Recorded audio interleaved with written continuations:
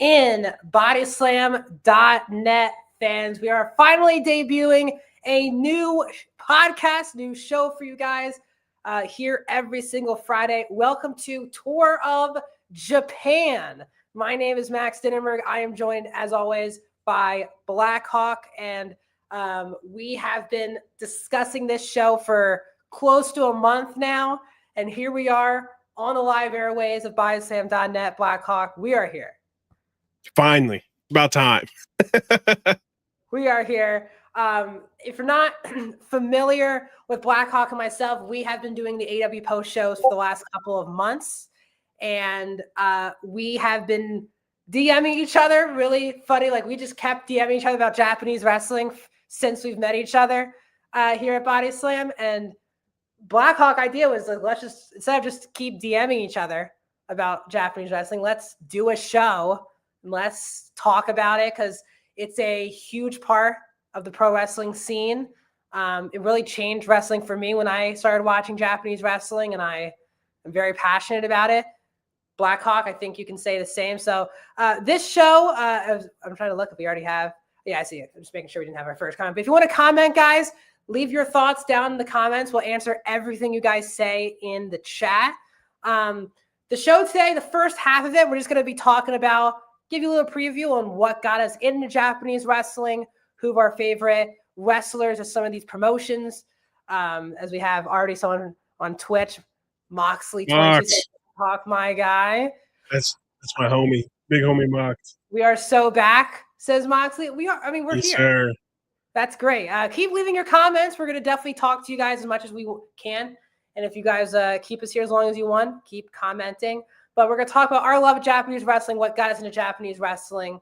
Then we'll move into some news in all of the companies, some big shows coming up, especially for Noah and New Japan. So we're going to break down those companies and other, again, on this show every single Friday, we will be talking about STARDOM, New Japan, Noah, as well as Marigold. So if you're one of those people who watches those companies on a religious basis and you've been waiting for a mainstream pro wrestling YouTube site to cover for you guys on a weekly basis, that's why we're here, right, Blackhawk? That's right. It's exactly right.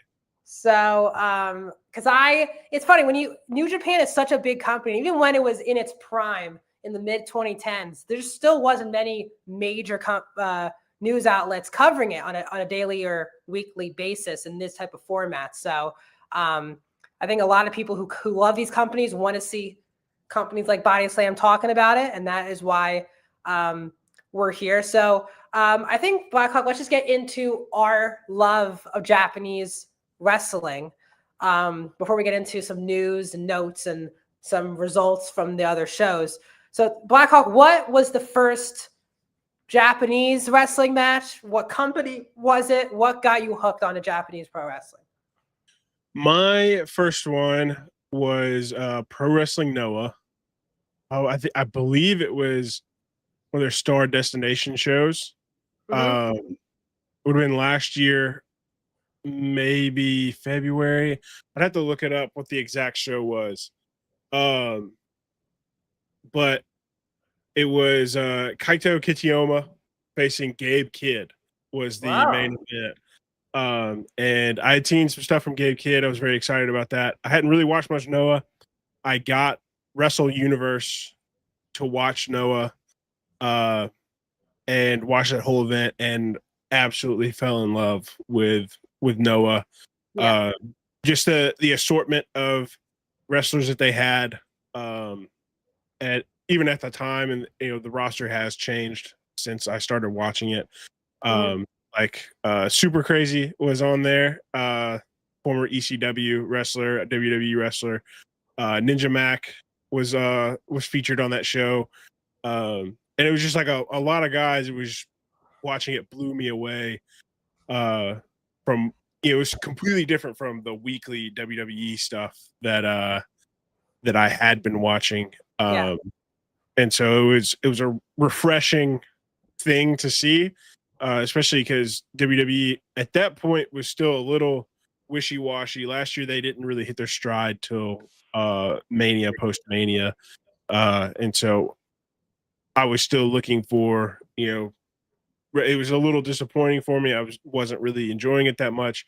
And so my eyes were opened when I watched Noah. And shortly after that, I believe Marigold had started. And so I picked up on Marigold from, day one. Not necessarily day one, but, first couple months, and really, really enjoyed the product so far. And that was like my first introduction to, you say Joshi wrestling.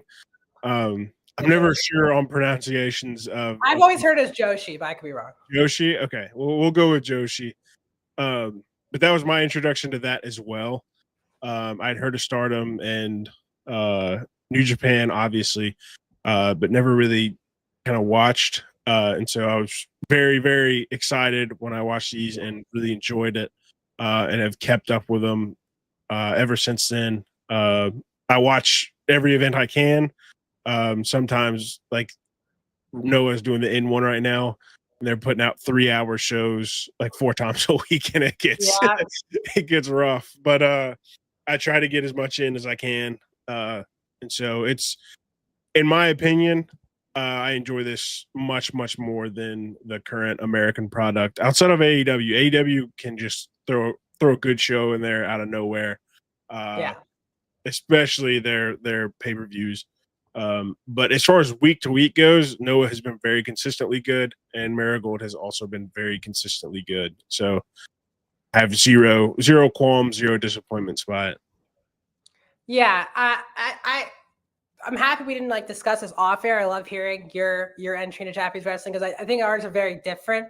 So I originally started wrestling, I would say watching wrestling like 2009, late 2009, but it took me around till like 2013, I would say, when I started watching Japanese wrestling. I was so much of I was a WWE only guy. And then I realized, like, out of the blue, I think one night, like 2010, I was like, what is a TNA, another company that's on US television, on like TV? I was like, is this like forbidden for me to watch it? And that's how I kind of fell in love with a lot of guys.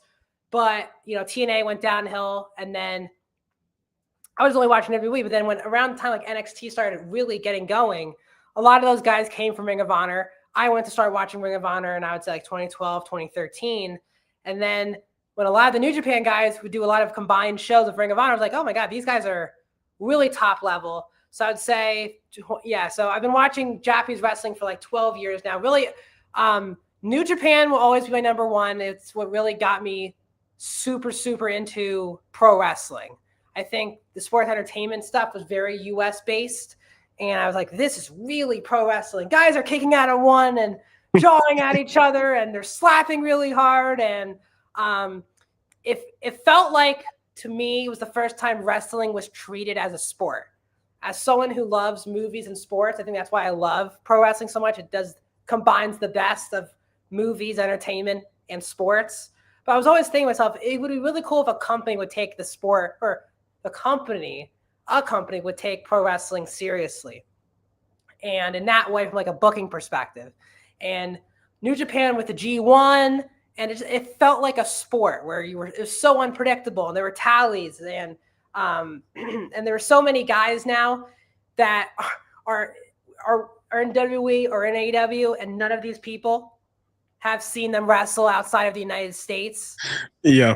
And but if you still talk to all these wrestlers, if they have not been to Japan or wrestled in Japan, they all say that it is their number one goal, is to wrestle in Japan. If it's at Korakuen Hall, if it's at the Tokyo Dome, wherever it is in Japan, people think that it's their top goal. It's a big determination, for example, why Mercedes Moné went to New Japan first before going to AEW. She wanted to wrestle in all of the famous Japanese arenas, cut her teeth and wrestle a lot of those type of people before making the jump back to the US. So that's like an example. But Bullet Club's my thing. If you're familiar with me, I'm a big Bullet Club guy. I know the mythology. I was there from day one. So I take pride in that group a lot, but there's so many people. And then Stardom happened too, I would say like 2015, 2016. I watched Stardom, really love Stardom as well. I think Mayu Iwatani, we're going to talk about her probably every week on this pod, but she's probably the best female wrestler in the world. And so and I love watching wrestle on a consistent basis. But I'm, Noah, we're in an interesting spot, Blackhawk 2, with the state of Japanese wrestling. I think that's what we should probably talk about next is, now Noah has this relationship with WWE. Yep. Obviously, we know New Japan and Stardom have their partnership with AEW. It's such an interesting format because, when I started watching, or I was to say 10 years ago, these were the number one alternate wrestling companies in the world. Like these were the top non-WWE companies. And now they're just not even in like the top 3 or 4 for a lot of people anymore. It's like, it's taken a big hit probably since AEW started, where now it's such a big alternative and the pricing of the wrestlers have gone up such to a high degree. Some of these companies can't compete in the big free agent markets. What do you think stands out to you, Black Hawk, about the state of Japanese wrestling at the moment? I think, especially going on my side of the Noah Marigold, WWE really hasn't exercised their partnership with either company. Yeah.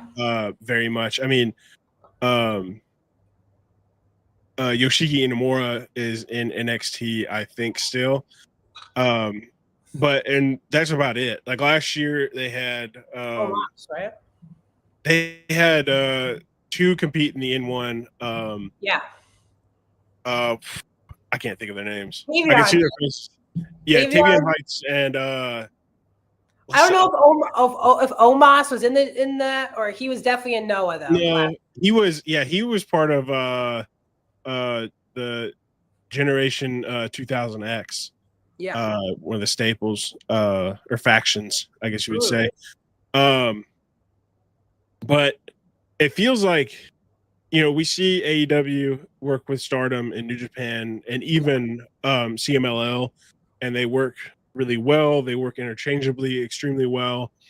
Everybody seems to benefit at some point from the partnerships, and it seems like the WWE Noah and Marigold partnership hasn't seen a lot of benefits on either side, really, and so it makes me wonder if they're actually still doing it or not. The only evidence we have is Yoshiki Inamura, and he might just be signed to an NXT contract now, and so it's like we really don't know.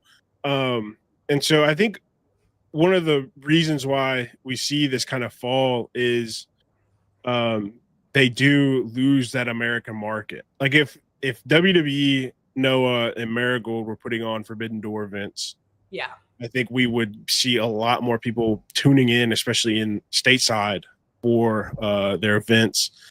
And just paying attention to them week to week. Like I think New Japan, Stardom, and CMLL. CMLL probably had a lot of American stateside viewers already, just because it's in Mexico. It's not really that far, but for a lot of people, Japan is a literal world away, and so it's there's a big gap not only in distance but also in what you're going to see on TV. And I think AEW has done a good job of bringing those 2 companies up, and so if WWE could do that for Noah Marigold, I think it would be great for them. I'm not a huge fan of WWE currently, of the current product. Sure. Just haven't been a super fan of it. But I do think it would be good, market-wise, for Noah and Marigold to be part of a partnership like New Japan and Stardom. Yeah, it's especially because a lot of these women in WWE now are Japanese women. Now, again, they really came through Stardom, so they don't really have that relationship with WWE. So it doesn't feel like a homecoming situation if they sign Io or Asuka to, Marigold. You know what I mean? I think it would be better if they were the Stardom, but they don't have that dynamic at this point. Yeah, I mean, it would still be extremely exciting because they're huge names in the Japanese wrestling space, regardless if they signed with Marigold. I think it also helps wrestlers. It's a very different type of reps. And, NXT is there for reps for a lot of people from the main roster who get called down. But I think you're getting reps with inexperienced people when you go to NXT. I think going to Marigold or Noah for these guys, you can get real experience in that situation. Again, don't worry, we're not going to talk about WWE the whole time. This is a Japanese wrestling. We always have to, because it is a big part of what's happening now with Japanese wrestling now, where it really was the cornerstone of pro wrestling when I started watching it. It was like, if you weren't watching Japanese wrestling, you were not a true pro wrestling fan. And that has just not been the case for probably 5 years now, probably since COVID. COVID really hurt Japanese wrestling. These companies really struggled during COVID. New Japan really tanked. As someone who loves New Japan, it became hard to watch New Japan on a weekly basis because of it. And I think everyone's trying to slowly recover from that. But it's going to be a very interesting, year. We talk about New Japan has done Forbidden Doors with AEW, but again, a lot of those shows have been very AEW centric shows. And even we don't even know if there's even a Wrestle Dynasty this year again, which, even though that was a really good show last year, but that felt like a very much a New Japan show with AEW talent happened to be on the show every once in a while. So as of now, it's just the Wrestle Kingdom. We are, again, I'm very excited to be talking Japanese wrestling. I did it. Everyone thought I was insane for how much I watched Japanese wrestling. For someone who never talked about it publicly, it was like I was watching New Japan and be like, I'm going to talk about this with someone the next day. It was like no one else was watching New Japan, but in my life, I mean. But if you look online, I was like, I feel like I'm finally seeing people the only Japanese shows I'd usually watch live. I don't know if you stayed up live for any Japanese shows, but the shows that I stay up live for are the Wrestle Kingdom shows. I always want to be live because there's always such twists, returns, and I don't want to wake up and by accidentally click on my phone and see I think it happened. I overslept one year and I woke up. I was like, I didn't forget it was Wrestle Kingdom. And then Mercedes Moné was her debut. I was like, of course, the one time I oversleep on my alarm for Wrestle Kingdom, Mercedes makes her debut.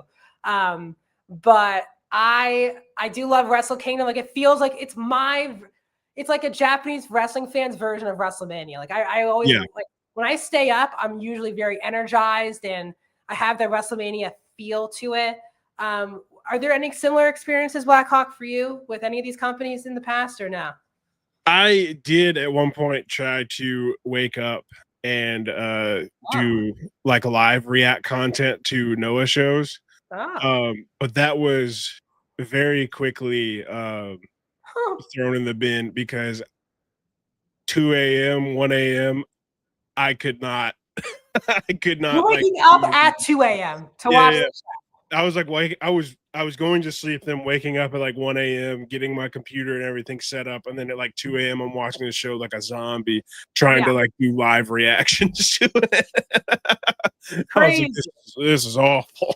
Yeah. Watching the content back next day after I took a nap, and I was like, I gotta stop doing this. I get it, you can do it once or twice a year, but you were trying to do that every single 3 or 4 times a week, watching Noah live. Yeah, I think if I could successfully fix my sleep schedule to do it, I could 100% do it. But I could never get myself to really just set my sleep schedule to that. Especially with working, you got 2 jobs, so it's I can't just, they start at different times. I've got to be somewhere at some time. I wish I could. I wish I had the freedom to. I would 100%. Or the brain or the body power to do that. Yeah. I just, don't have it. I tried to stay up both nights. Oh, I did stay up both nights this past year for Wrestle Kingdom and Wrestle. I didn't sleep until after Wrestle Dynasty ended. And I was cooked. I was and it's Ricochet and Zack Sabre. I was like, this is what I've been waiting for. And then I was like, I just have to lay in bed for this match. I was so tired. I was but that's the beauty of it. I do love it. Before we keep going about some general topics, Moxley22 said thoughts on Tanahashi's knees. Well, shredded beef. Guess what? It is.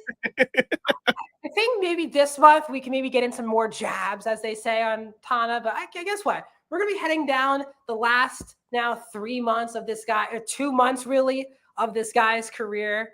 And I've seen his prime in New Japan. The guy is the Sting of WCW, like what Sting meant to WCW, Tana really means to New Japan.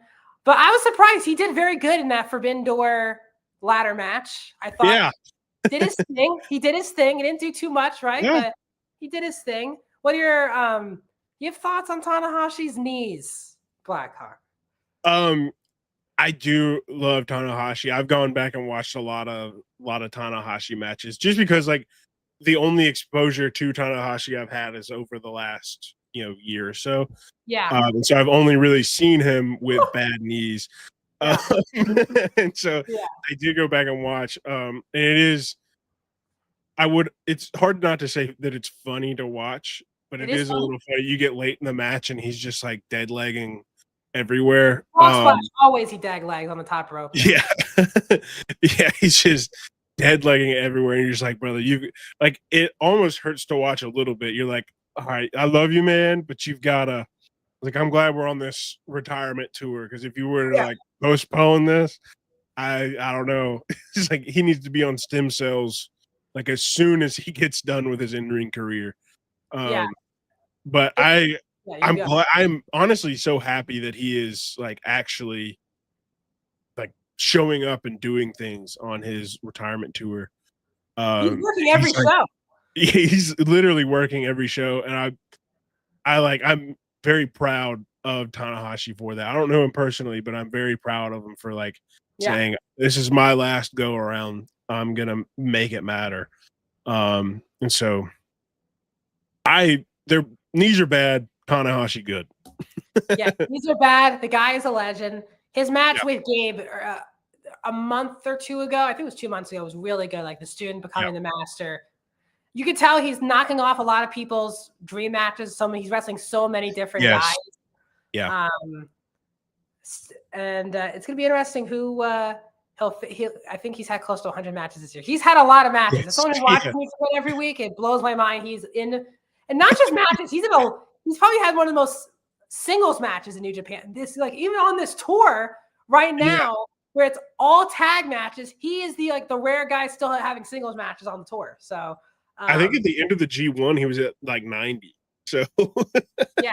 And then Moxley also said, I hope Wrestle Dynasty is booked a little bit better. Not that it was bad in the development. It didn't. It really, other than I'll try to leave this up. Other than the Gabe Kidd and the Kenny Omega match, there was really no story from an AEW versus New Japan. Ricochet showed up on one Japanese show, beat up Sabre, got the title match. It wasn't like there was like a pent up story. I think another problem is like AEW on their programming just didn't build storylines on AEW's show. I think that's been like the big problem when you combine these two shows, Blackhawk, is that when you're doing a Forbidden Door, it's so tough to get these people. Again, it's, as you said, across the globe. It's really tough to build storylines with people from Japan and in the States. Yeah. When both companies are doing shows every single week for the most part. And I think at some point they're going to crack the code on maybe all these matches feeling like big deal storylines. I think injuries for both companies were bad, especially this year. Really bad. Like they kind of just had to go with what they had at this point and kind of just put matches randomly together. And yeah, you're right. Him and Yano just had 4 matches on one show. They did 4 matches on one show on late last week. And I could not believe they went 4 matches. I was like, Yano too. Why is he going that many matches? What are we doing? What are we doing? But to continue our talk about the general look of Japanese wrestling, I think it's also important to talk about people's awareness of it, for one, but also how people can watch it. Because, we're in an age where we're in a streaming world. Yes. And most of these companies use basically apps, streaming services. Stardom and New Japan use like the same technical company, like New Japan World, Stardom. I think it's even called Stardom World. It looks the exact same as New Japan World. Again, you're way more the Noah Marigold guy than I am, so I know you know how they get their coverage. But I think it's been always, now it's becoming a bigger problem because, you know, I think it's not, I pay, I think it's like $10 a month, $9.99 for New Japan. It's a lot for people to pay for if you like wrestling. It's a lot because you're, if you're just the main two companies, right? You need to have Netflix, you need to have Max, you need to have cable so you can watch USA and CW. You need to have it for TNT and TBS. You need, you know, there's Peacock for NXT pay-per-views. It's a lot of money you're just spending on the first two promotions. And even if you like TNA now, access is not a cable channel for most people. So you need to then you're paying $10 a month for TNA plus you need to pay for all their pay-per-views as well. Ring of Honor, you need to pay $10 a month still for Honor Club for all their TV, all of their pay-per-views. It's a lot of money to spend on wrestling. It's a ton. It's a ton of money. Like 6-7 years ago, it wasn't a problem because there was the WWE Network where you just pay $10 for all of their stuff, all of their shows. AEW wasn't a thing. So paying an extra $20 or $30 a month for other wrestling was not a big deal. But it does feel like nowadays it's a stretch for a lot of people. It's also just so much wrestling now than when these companies were in their prime. Like there wasn't a GCW that was killing it or all these other companies. So I guess talk about the awareness of the companies, the issues with, I guess, how people can get it. And do you have any ideas on how to fix it, maybe moving forward with how these companies can be more seen, I guess, maybe in the States, but just in general? I think, you know, New Japan used to be on cable in the Access, US. Yeah. And so I feel like having the ability to be on just general cable would be huge. Huge. But I think a lot of people are just moving towards streaming services regardless. And so I don't know. I'm kind of sick and tired of the streaming services and wish we would go back to cable. I'm a cable guy too. I'm a cable person through and through. Love to go back to cable. Just because now, you know, you break it down, you've got to spend, a double a cable bill just to be able to watch everything you want to watch nowadays. It's crazy. And it used to be, you just turn on DirecTV or Dish or whatever you had, and it was all there for you, and you could record whatever you wanted. But I think one of the big things that these companies are going to have to do, especially to push into the American market, is really market themselves not to Americans, but for Americans, if that makes sense. Like WWE is marketed to Americans. It's marketed to the American public. These companies have Americans, as they call them, foreigners, but they are non-Japanese people in all these companies. And so they have the tools to be able to market their stuff to the foreign audiences, and it just doesn't seem like they're doing it. Like Noah has their own global or whatever Twitter page, which is all in English. But you also can't buy merchandise. Like that's one big thing for me is like I can't buy anything direct from Noah. I have to go through, if I want anything, I have to go through Pro Wrestling Teach, which is great website. I'm not knocking that. Show me the tools now, Blackhawk. But on some of these companies. Yeah. So, but yeah, Pro Wrestling Tees has a lot of stuff. We even have shirts on Pro Wrestling Tees. That's right. But they don't have like all the stuff that Noah is doing. Noah's put out some really cool shirts and some really cool merch that I would love to have, and I would 100% buy, but I can't buy it because they don't internationally ship. They only accept the Japanese yen. Oh, that's crazy. So, I didn't know that. Yeah, and so Marigold is the same way. I can't, as a big fat white man, walk around with women wrestlers on my shirt and like feel good about myself. But I would do things. I would like buy merch from Marigold if it was just like a logo shirt or something like that. But it's not a good look for me to be walking around, with women in wrestling gear on my shirt, looking the way I do. So, but I would, like, one thing that they could do is open that up for the support, because it's free advertisement. You get somebody to buy your shirt and they wear it in a different country, that's free advertisement in that country. Yeah. And so it is a little frustrating that I can't, own some of the Pro Wrestling Noah merch that I would love to have. You just have to go to Japan and get it, and I have not been able to afford to go to Japan and get it. And so I think there's a little bit of like just expansion, just tiny expansions that they can make. Noah runs a lot of their programs with English commentary. Marigold runs, I think, about half of theirs with English commentary. And so, like, they're already doing that, which is fine. You don't have to have weekly, English commentary. That's tough. But yeah, that's really tough. It barely does it at this point. Yeah. And I think that's also a big thing is, having other commentary in other languages, because you might not get the promos. That's fine. That's whatever. You can find a translation later.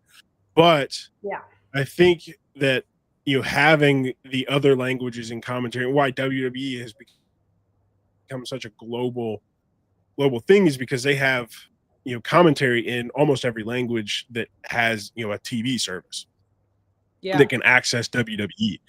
And so, not to say they need to copy WWE, but there are a couple of things they can follow the model of WWE that has made them successful globally to, be able to market themselves a little bit better to the American audiences, and maybe get some more viewers on this side of the world, especially since, we can't always be up live for the program. Getting people on the back end watching it is incredibly important. Yeah, I think, again, like, I think some of these companies are like, we need American commentators in our building. I think at this point, you got to be so desperate enough where if Americans have to pre-record it, like, it's what it is. Like, I think, like, even like, Ring of Honor pre-records their commentary. They're an American-based company with commentators they could fly out every week. They just pre-record it. I do, like, New Japan does now have weekly commentary for basically all of their shows. When they're on a tour like this, they don't really do that because they don't televise all of these shows. And Masa, I think you can get some stuff on the some Stardom stuff on the New Japan Token Shop. I think you can as well. And New Japan stuff is available also on Pro Wrestling Tees. You can get all the monthly on Pro Wrestling Tees. But I agree with you. I think but all these companies do need to, like, we're not in the era now where these are the top companies opposing WWE. Like, there is major competition, not just there, but look, Rev Pro has blown up in the UK. Progress in the UK is doing very well. WXW in Germany. So again, like, all these companies are blowing up, but again, none of them have that reach. And the name recognition as some of these Japanese wrestling companies, like New Japan and Stardom in particular, have been around for so long, and so many of the wrestlers, right, come from there. They have such a name recognition. So OTT as well. Moxley bringing it up. You're right too. Like, there's so many companies that are getting big. Someone is going to get a big break and get not just an American reach, because, like, as I said, Access TV for New Japan was huge, because I had New Japan World, but I would love having Jim Ross and Josh Barnett calling Okada Kenny Omega matches. I was like, this is really incredible. It really, because they got JR and Josh Barnett, it really legitimized the company at the time.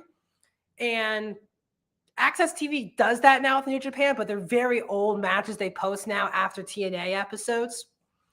So I think these companies do need deals. And I do think the people running these companies need to open their pockets at this point. If you really want to come back to where we were 5 or 6 years ago, where these were the talk of the town outside of WWE, I'm not saying these companies can touch AEW. It's just, you need, sometimes everyone always just thinks there's two companies. You know what I mean? There's room for a lot more of these companies to be up here. And they have such good relationships Jay White almost was going on until Jay White almost got Jay White almost got JR. That's JR. Everyone forgets JR was like the New Japan #1 announcer for the American for like 4 years, I think 4 or 5 years. He was really good for New Japan. Because I like Walker Stewart's really good right now. Very young guy. Yeah. He does announcing for I know he does Stardom in New Japan, but I know he does things for so many. He does a lot of other things too. I've seen him talk about on Twitter. Yeah, he's doing a great job. So I think when I watched wrestling in the mid 2000s, it was hard not to know on a casual level what was going on, or not what was going on, the names of the wrestlers in the other companies. Do you know what I mean? Like AJ Styles left TNA. I remember that as a TNA guy, I was like, that was such a big deal. But he went to New Japan, took over for Finn Balor. That was a huge deal when AJ Styles is running. That legitimizes these companies need a big break like that. And it's gonna be very interesting to see. Do you think we're gonna get at a point again? If it's Noah, if it's New Japan, if it's Stardom, if it's Marigold, like, are we gonna get to a point where one of these companies are back, where some of these wrestlers are gonna leave some of these companies and go to be a top person at one of these other companies? I think so. I think the problem is we haven't had like the stars. That's if you the know problem. what I'm saying. I agree. I think that, like there you got Tanahashi, Okada, Bushi, Omega, like Ospreay, all of them. Gone. Like these guys are like the company. Not to say that they are the only people in the company, but people are tuning in to watch them and then fall in love with the company because of them and the other wrestlers. And so there's a point where it feels like they're in a lull. They haven't found the next, Okada, Ibushi, Omega. Like they haven't found that next crop of young talent that can carry the company for a couple years. And so, exactly what Moxley said. She wants to stop building wrestlers for them to go wrestle somewhere else. And in this day and age, I feel like it's very hard to do. I think it's hard to do if you're a Japanese company with, like we talked about, like Kenny, for example, and Ospreay. Those are not Japanese guys. Like they are looking more likely to go into the States. But Okada was there for a very long time. He left, which I think was the right decision for him. I think there's I agree with. It's a good thought to have. Like, sure, you want to stop but I actually not to disagree with you. I think they do have the young stars, and I think I ranted to you about. Like they had a golden chance this G1 to really make some young guys stars, and they're still pushing a lot of the same people. Okay, I feel like that's more like the point that I'm like leaning towards. Just not putting in the right words. It was like they've definitely got the talent. There's no doubt that they have the talent to have these stars, but they're not making them.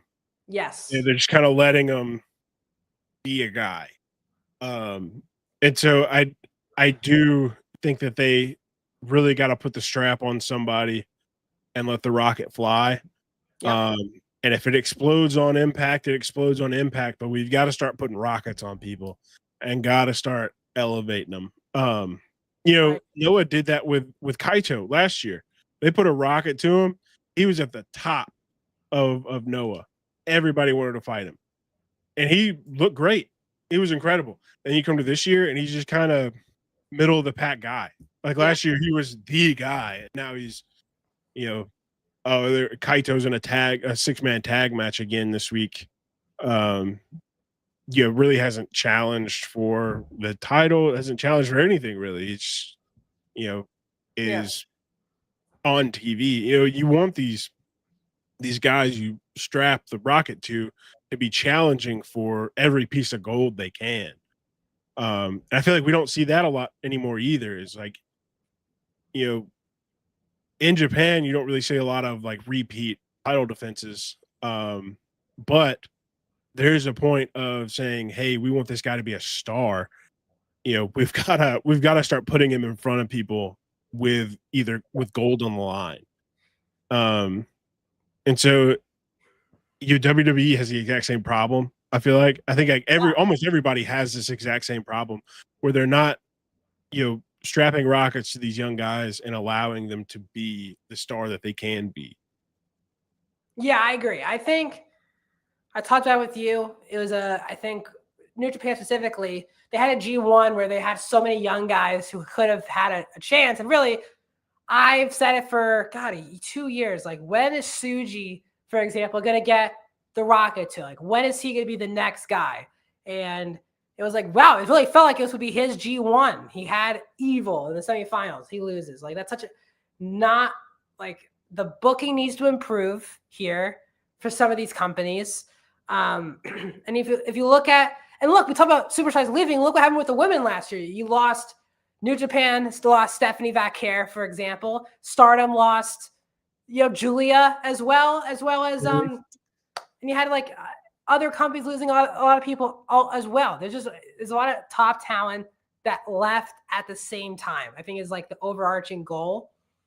And I get it, like you don't want to build stars for them to go somewhere else, but you also need to build stars. Like, yeah, you gotta have somebody in your back pocket. Look at New Japan, right? They evolved. Like from all these people leaving, they always had the next group person ready. Like Ospreay was always not a star. Ospreay was very young, still is a young guy compared to most of these wrestlers in their prime.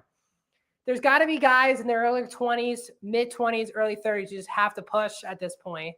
And again, maybe New Japan does a full reset when Tanahashi retires and they stop focusing on that era of New Japan. And maybe Tanahashi becomes more of a focus in the booking because Gato is leading the booking, for example. Who knows? I find it to be a shame, if I'm being honest. That's why I love wanting to do the show, because I love Japanese wrestling and I watch New Japan religiously. It's a shame that the fan bases are not as strong as they were, I would say, 5 or 6 years ago, where it was a really strong fan base and people were focusing on each of the things. And now people only realize this when they go to WWE or AEW. Oh, that's the guy from Japan or whatever. It's a guy from Japan. Who knows if they can wrestle or not, but they're from Japan. Yeah. I agree with you. They've been doing a nice job with Fujita since he joined Team DK. But again, he's also in a tag team with Robbie Eagles right now in New Japan. So if I'm not mistaken, he has a tag title match like soon. Not on Destruction, but on the tour with him and Robbie Eagles. He's another guy, very young guy. He does a lot of the junior heavyweight stuff. I also think that limits a lot of the young guys. New Japan makes them junior heavyweights until they're like 30 and doesn't want them to bulk up. Like, it took Drilla Maloney so long now to be a heavyweight wrestler in New Japan. There's a lot of frustrating things. So we got like 15 minutes. I just wanted to start our podcast talking about the general, not to make it, trust me, we're far from a depressing podcast. Our point of this conversation, I think, is the fact that I do agree. He's got to win Best of Super Juniors at some point. Like dude, like Despy again or something. Like, we got to start mixing up Best of Super Juniors either. Like, I love Despy. We're gonna talk about Despy in a little bit because he's defending the title on Wednesday against Yo. But like, come on, like, what are we doing here with the same people winning these matches? But I think the point of our conversation is we want Japanese wrestling to be a big part of the pro wrestling landscape again, where we're not trying to educate just the general fans. I think it's more than just educating stateside fans who get these wrestlers when they come over. It's about wanting people like New Japan. Like, yes, is it $10 a month? It is, but they have a really good format where if you are not watching the show live, they give you like a great way to watch the matches. Like, it says, click this show. It separates the matches by match, and you can watch whatever you want. They actually have a good plan, other than it's just tough for people to pay $10 a month for a wrestling company that's on at 2, 3 in the morning Eastern time.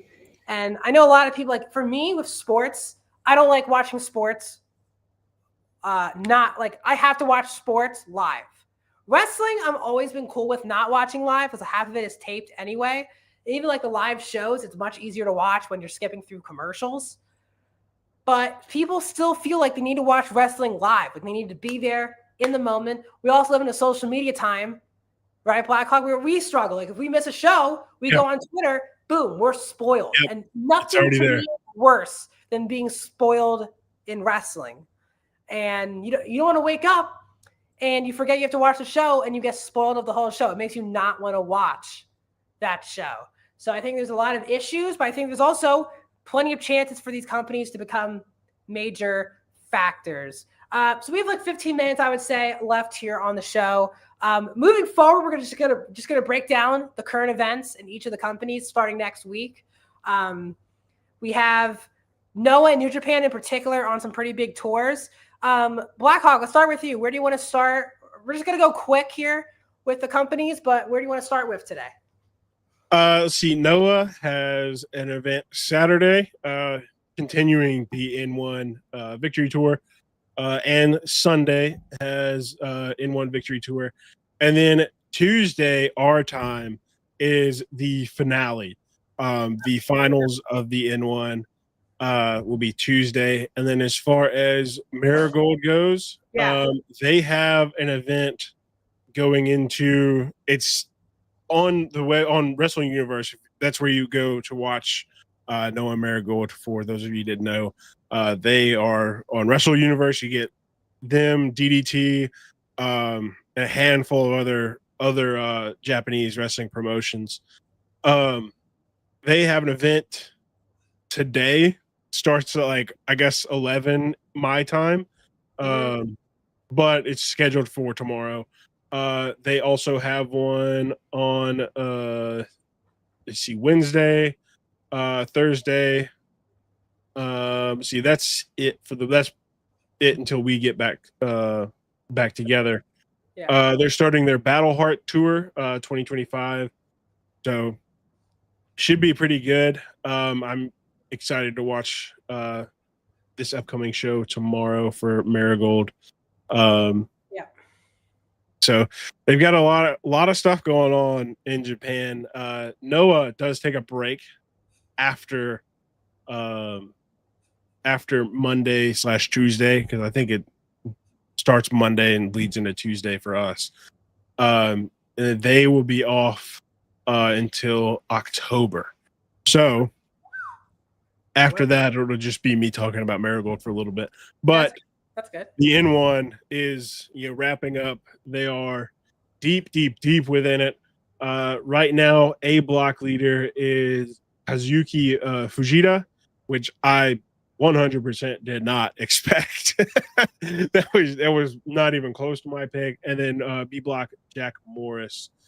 And so we're in for pretty good. This still pretty tight race.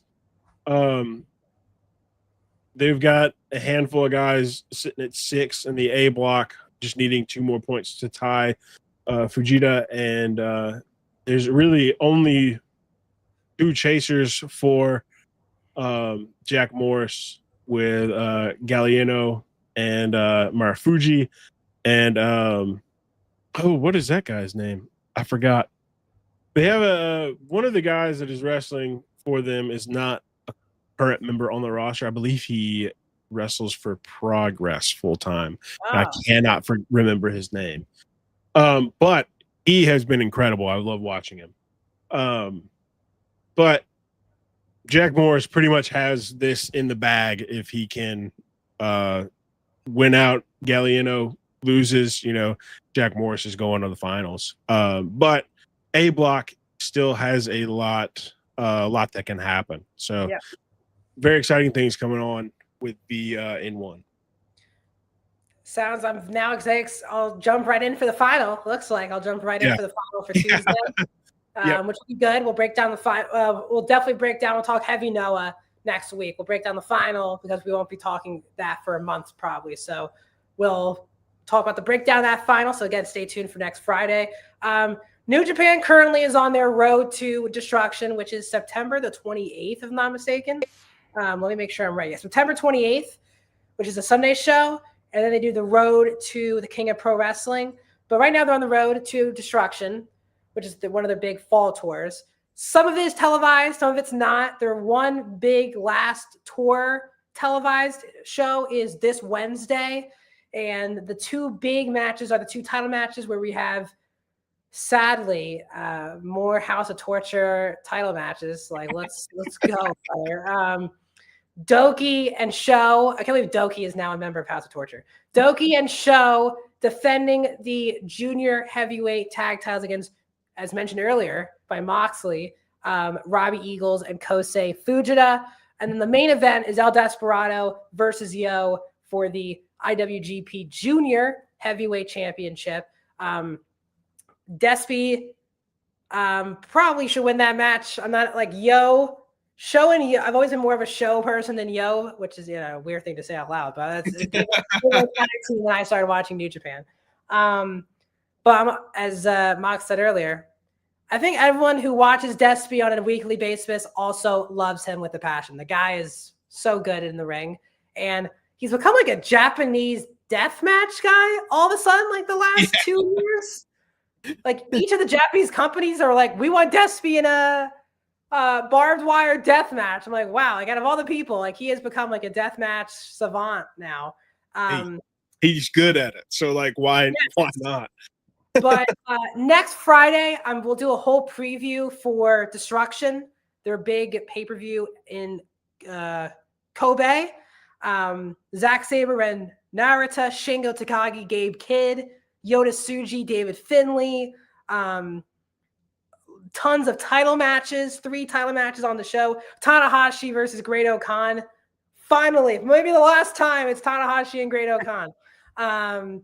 We will see, but we're going to break down for sure next week the N1 finals, what happened on New Japan on Wednesday, and then really previewing Destruction, which is the biggest show we can talk about.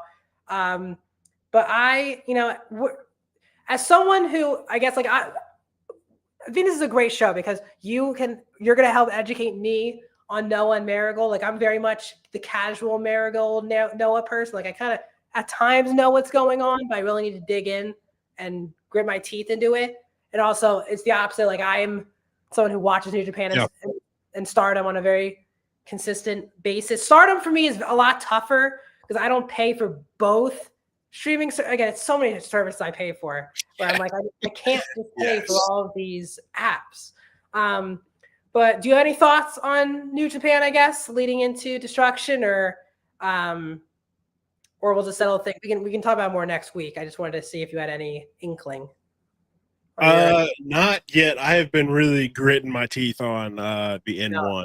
I get it. We've been running a ton of events, and they're all running at like 3 hours. I want to give you credit as someone who is not a big New Japan avid watcher. You did your job during the G1. I want to give you all the credit. I know that we didn't have this show obviously it would have been amazing if we had this show while we were talking about the G1. Yeah. But you watched the G1. We were texting about it every day, so I want to give you fully credit for. First full G1. I gritted my teeth through the whole thing. I'm sad to say that was your first G1 because that was one of the worst G1s of my lifetime covering or watching New Japan. So, it make you hate the product. That's good. I thought it was good. Like I'm very much a positive watcher. I am not watching for I'm just enjoying that it's on. I don't really care about backstage drama. I don't really care about politics, whatever. I'm just enjoying the match in the ring, and if the match in the ring is halfway decent, I'm gonna have a good time. If we're not getting like stinkers left and right, there was one real stinker out of the G1. What was it? The Evil. They had that 1 minute match. Oh yeah. Oh God, who was that again? Yeah, you're right. I forgot. That was a real stinker. Everything else, I was like, all right. It's tough for me to get mad about it because like I watched New Japan. If you watch the G1 like we did, these guys do wrestle every single night. Because if they're not wrestling a singles match, they're wrestling a straight up 2-on-2 tag match. And it's so much wrestling. I get that every G1 match can't be 15, 20 minutes a match. Exactly. No. Yeah. They would die at the end. But 1 minute. The problem is the shenanigans is the problem. Yeah. House of Torture I've never seen New Japan is so good at factions. But this one faction, I think, really is damaging the brand. Like, I'm not joking. It's 80% of the roster. It's really damaging the shows. Like, people are not enjoying it because these guys are being booked. Evil and Takeshita, I gotta be honest, like, I enjoyed it. Takeshita has been on again. We've talked about it in our AW breakdowns. He's had an amazing 2025. True. Another guy, by the way, under contract for DDT and for New Japan as well. I wanted Evil to win the not Evil. Jesus, I really didn't want Evil to win the G1. Can you imagine if I said that? I really wanted Tsuji to win the G1. Yes. So badly. So badly. I was like, this is it. He has Evil. What a draw. It's not Finley. It's not Takeshita. No one wants House of Torture in AEW. Okay. We suffer. If you're a Japanese wrestler like us, we suffer through House of Torture. That does not need to be shown on a global scale. Okay. It does not. Tony Khan clearly also in the reports doesn't care for Evil's work, which I don't blame him at this point in his career. I was a huge Evil guy when I started watching New Japan. Him and Sonata were a great tag team. But Sonata has now gone so boring. He went from Bullet Club, and then 2 months later, he's in House of Torture. Like, what are we doing? And then now Evil. I can go on rants every show about House of Torture. And the fact that you bring up put House of Torture on AEW, Moxley, I hope you're not being serious. Because I put him with the Death Riders. No. Everyone. Like, I watch Raw, okay? I cover Raw for BodySlam for social media every week. I am so sick and tired of the DQ main events. Can you imagine if House of Tortures and 4 matches on Dynamite? Every one of those matches is going to have freaking interference and shenanigans. Dick Togo is going to be in the ring, and everyone's not going to know what to do with themselves. Don Paulie is just in the crowd, just ready to run out at any moment. Yeah. I've been pushing for this for 2 years. No one needs House of Death Riders, House of Torture. How about we don't do that? Okay? Because Moxley couldn't even carry Naito at Forbidden Door when I went to the show last year. And another guy, I was the biggest Naito fan. Like, he was my favorite Japanese wrestler. I was like, this is the guy. I am so embarrassed what happened with him his last year. To a point now where no company signed him. He is a free agent right now. He's under no contract. It has gone so bad. Moxley couldn't carry him. Now you want Moxley to wrestle Evil or something? Like, I don't need, like... Yeah, it's just going to be Bloodline rules. Oh, my God. Moxley versus Evil is just going to be AEW's Bloodline rules. There's like 15 guys in House of Torture now. Yeah, and like nobody likes the Death Riders, so they're just gonna be stuck with their guys. In Fale, Chase Owens, Doki, Sonata, all in the last 2 months. Like, we just don't. The last thing we need is more people, okay? And it's really funny that no one knew who booked. No one knew, and honestly, the mainstream media didn't care who was booking New Japan until Evil won the semifinals of the G1. And then Gato was the most tweeted about person in pro wrestling because he booked Evil in the G1 Climax final. And everyone's like, who? Gato actually books the show? Oh my God. No, a Bloodline rules, blood and guts match. Again, this is not exciting to anyone. So Moxley, tell me this, if you're still in the chat, was this G1 one of your favorites if Evil got to the final? Was this one of your favorite G1s? Because it had to be if this is what you want. Because I'll tell you this, as someone who does not like, and again, I like so many people in House of Torture. Ren Narita, love Ren Narita, needs to be a big star for them. He's wrestling Zack Sabre Jr. for the world title at Destruction. But like, Ren Narita's good. You like Jack Perry was House of Torture last year. Yep. I'm on their Wikipedia page right now because I want to see how many members they have. They're sitting at 10 right now with only one former member of Jack Perry. Are they counting? It was in my top 5. Are you crazy? Are you crazy? This is in your top 5 G1s. Like, let's like the only matches that I think are like classic New Japan G1s I thought was Takeshita and ZSJ. Those are like felt like a G1 classic match, but like I think it hurt Gabe wasn't in the G1 either. That him being hurt kind of killed a lot of momentum of the tournament. But yeah, weirdly this year both the G1 and the N1 had two big front runners go out first night for the injury. You say front runner, but reports were that Gabe wasn't even supposed to be in the semifinals. Well, I would say fan front runners. Oh, yeah, for sure. Yeah. Like I don't know what they were planning with Ozawa for the N1, but Ozawa has been a very big piece of Noah since he came back to the company, and then he busted his leg. So no idea when he's coming back. Max, if you're gonna keep talking about New Japan, this will be a really fun podcast. This is all I do. I never see people chat with me and have like Blackhawk and I having conversations about New Japan. Now we have another person adding on. Big shout out to Max. I can't believe we're well over 500 people are watching a Japanese talk show a Japanese pro wrestling talk show in episode 1. Pretty cool, gotta say. Yeah. Like, we were not expecting, I don't think, this many people tuning in. So just want to say we really appreciate that we're closing on 600 people watching us right now across Twitter, Twitch, Facebook, YouTube. Just want to thank everyone. This was just a taste of Tour of Japan, because moving forward, we're going to be in the grit, or how do you say that? We're going to be grinding.